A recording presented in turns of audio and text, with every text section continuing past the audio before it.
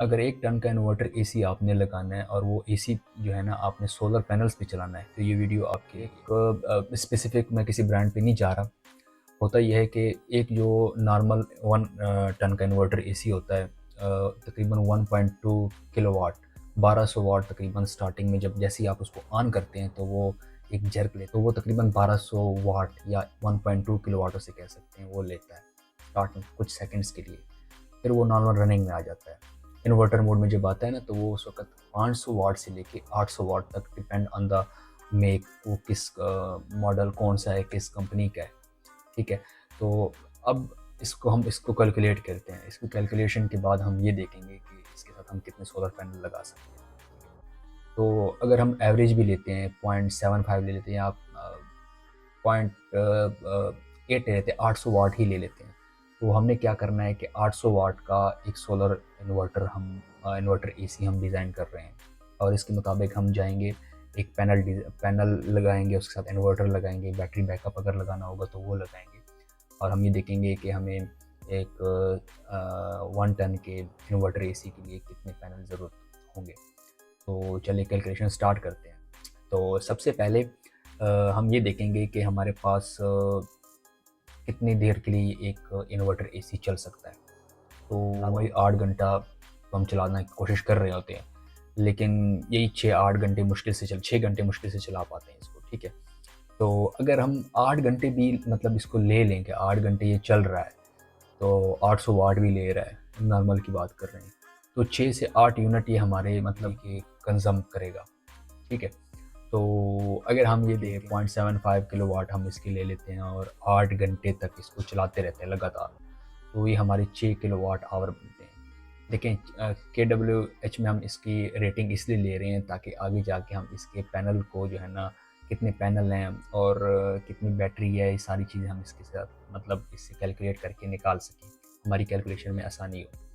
अब देखें, हमारे पाकिस्तान के अंदर अगर एवरेज ली जाए ना, तो 5 घंटे हमारे पास सूरज होता है। तो जिस वक़्त तक सूरज होगा, तो उस वक़्त तक ही हमारे पास सोलर की एनर्जी हमारे पास जनरेट हो रही होगी। अगर हम 5 घंटे भी इसकी एनर्जी ले लेते हैं, तो 6 किलोवाट को हम देते हैं 5 पे, ठीक है?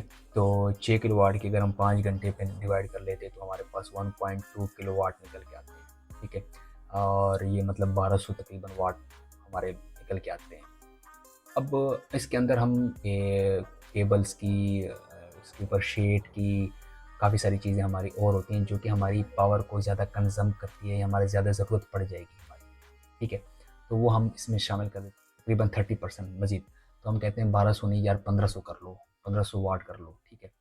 तो 1500 वाट, अब हम 1500 वाट हमारे पास एक रफ़ आइडिया आ गया कि अगर हम एक 1 टन एसी चलाना है, तो उसके लिए हम 1500 वाट हमारे लिए ज़रूरी है। 1500 वाट की हमारे पास एनर्जी होनी चाहिए, 1500 वाट के हमारे पास पैनल होने चाहिए।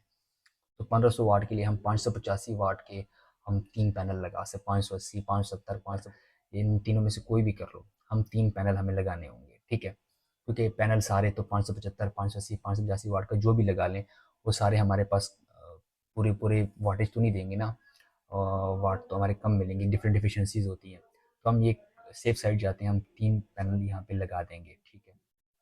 4 भी लगा सकते हैं, सेफ साइड, बहुत सेफ साइड जाने तो आप 4 भी लगा सकते हैं, कोई मसला नहीं है, ठीक है? ये हमारे हो गए 3 से 4 पैनल हमारे ये आ गए, ठीक है? 575 के, 585 के।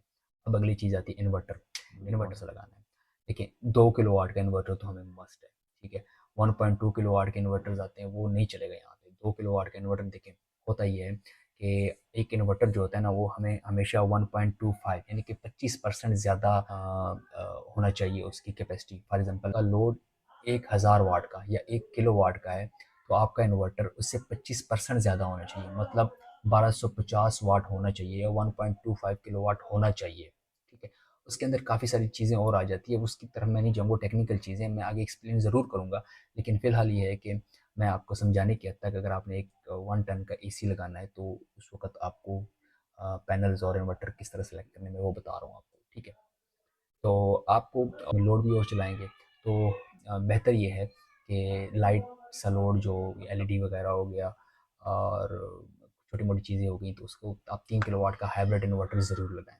3 किलोवाट का हाइब्रिड इन्वर्टर जब आप लगाएँगे, तो 8 घंटे के लिए सारा ये आप डिज़ाइन कर रहे हैं, ठीक है। अब ये हो गया आपका यहाँ तक का इन्वर्टर का और सोलर पैनल का यहाँ तक हो गया। एक 3 किलोवाट का इन्वर्टर आ गया आपके, 3 पैनल्स आ गए। अब क्योंकि 3 किलोवाट इन्वर्टर का जो भी होता है उसके वो 2 पैनल्स के साथ वो स्टार्ट हो जाता है, ठीक है। तो ये वाली कैरी भी आपकी यहाँ से फिल हो गई है, ठीक है। अब हमारे पास एक चीज़ आती है बैटरी, ठीक है। अब आप लाज़मी बात है कि बैटरी लगाएँगे। देखिए 3 किलोवाट की इन्वर्टर के साथ आप 24 वोल्ट की बैटरी भी लगा सकते हैं, 48 वोल्ट की बैटरी भी लगा सकते हैं। किसी में ऑप्शन होता है, किसी में नहीं होता। ये आप उस वक़्त देख लीजिएगा अगर फॉर एग्ज़ाम्पल आप परचेज़ कर रहे होते हैं। तो मैं आपको कैलकुलेशंस बता देता हूँ, आपके लिए उसमें आसानी होगी। देखिए, अब 6 किलोवाट आपकी पावर है। अब वो सोलर तो आपकी डिज़ाइन हो गया। अब इसको बैटरी पे अगर चलाना है 6 किलोवाट आवर को, क्योंकि हमने डिज़ाइन 6 किलोवाट आवर के हिसाब से किया है, ठीक है। तो 6 किलोवाट आवर को आप 48 वोल्ट पे डिवाइड कर दें, ठीक है। तो हमारी एक बैटरी निकल के आएगी 125 एम्पीयर आवर की। अगर आप 6 किलोवाट को 48 वोल्ट पे डिवाइड करते हैं तो आपकी 125 एम्पीयर आवर की लिथियम बैटरी आप कह सकते हैं। क्योंकि मैं लेड एसिड की तरफ कभी नहीं, वो गाड़ियों के लिए होती है, वो आपके घर के चलाने के लिए नहीं होती एसिड की बैटरीज। वो मैं आपको बैटरी वाले वीडियोस के अंदर सही से एक्सप्लेन कर दूंगा, ठीक है। तो 125 एम्पेयर आर आपके निकल के आ रहे हैं। तो आपने 125 एम्पेयर आर की बैटरी तो मेरे ख्याल में नहीं मिलती मार्केट में। आप जाएंगे 200 एम्पेयर आर की बैटरी, 100 पे भी नहीं आ सकते, 150 नहीं है, 150 सेफ नहीं है। 200 एम्पेयर आर की बैटरी आप लेंगे और लिथियम लेंगे, मैं तो यही कहूँगा। लेकिन अगर 125 एम्पेयर की लिथियम लेते भी हैं, भाई मिल भी जाती है, तो भी मसला नहीं है, ले सकते हैं। लेकिन मेरा मकसद ये है कि आपको सेफ साइड पे, बेटर साइड पे लेके जाऊँ, ठीक है। बस सिर्फ ये है कि लिथियम थोड़ी महंगी है, तो और दूसरा लेड एसिड जो है ना वो सस्ती है, और कोई चक्कर नहीं। बाकी आपके ऊपर डिपेंड करता है, क्योंकि सोलर पैनल आपके तकरीबन, अभी मैं आपको कैलकुलेट करके देता हूँ कि तकरीबन कितना खर्चा बनता है आपका। तो सोलर पाकिस्तान की करंट मार्केट है, मैं रफ आइडिया भी लगा लूँ तो 60,000, अगर 3 लेते 60,000 के आपके पैनल आ जाएंगे, या 80,000 के कर लें, 4 पैनल लेते हैं। और 3 किलोवाट का हाइब्रिड इन्वर्टर 80,000 से लेके 1 लाख तक अच्छे वाला आपको मिल जाएगा, ठीक है। बाकी लिथियम बैटरी 2 लाख से लेके 2.5 लाख तक आपको ये मिल जाएगी।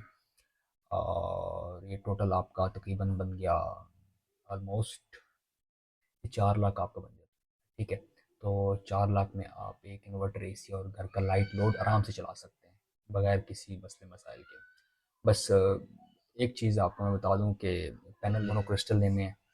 मोनोक्रिस्टल पोली अगर लेंगे तो पोली जो है ना हाई हीट के अंदर ज़्यादा वो है, मतलब एफिशिएंट है। लेकिन मोनो में चलते हैं, प्रॉब्लम कोई नहीं आती। बाकी इन्वर्टर लेते वक्त वारंटी का सही, वारंटी का लाजमी पूछें। वारंटी के बगैर वाले इन्वर्टर नहीं लेने, लोकल इन्वर्टर की तरफ तो जाना ही नहीं है। वो इन्वर्टर नहीं होते, उसको इन्वर्टर कहना ही गाली है, ठीक है। तो मज़ीद अगर कोई चीज़ इसमें आपको कंफ्यूज कर रही है, मैं दोबारा वीडियो बना दूंगा, आपके कमेंट्स आप करेंगे, मैं उसका जवाब दे दूंगा जहाँ पे आपको समझ नहीं आती। मेरा मकसद है आपको एजुकेट करना। जिन लोगों को नहीं पता, जो इस चीज़ के साथ जिनको इस हवाले से इन्फॉर्मेशन नहीं है, तो उनको मैं गाइड कर रहा हूँ, मैं एजुकेट कर रहा हूँ, अपनी तरफ से कोशिश कर रहा हूँ। बाकी मर्ज़ी आपकी अपनी है। मेरा मैंने न किसी कंपनी का नाम लिया है। हाँ, अगर आप कहेंगे तो मैं कंपनीज़ के ऊपर रिसर्च कर रहा हूँ, मुझे पता भी है, तो मैं कमेंट में आप करें, मैं आपको बताऊँगा उसके हवाले से। Thank you so much. मज़ीद मैं आपको ये अगली वीडियो में बताऊँगा कि सोलर पैनल को ख़रीदते वक़्त जो है ना उसकी जो नेम प्लेट है उसको कैसे आपने रीड करना है, फेक और ओरिजिनल का कैसे आपने देखना है। और साथ में बैटरीज़ का भी बताऊँगा कि बैटरीज़ कौन-सी अच्छी चल रही हैं।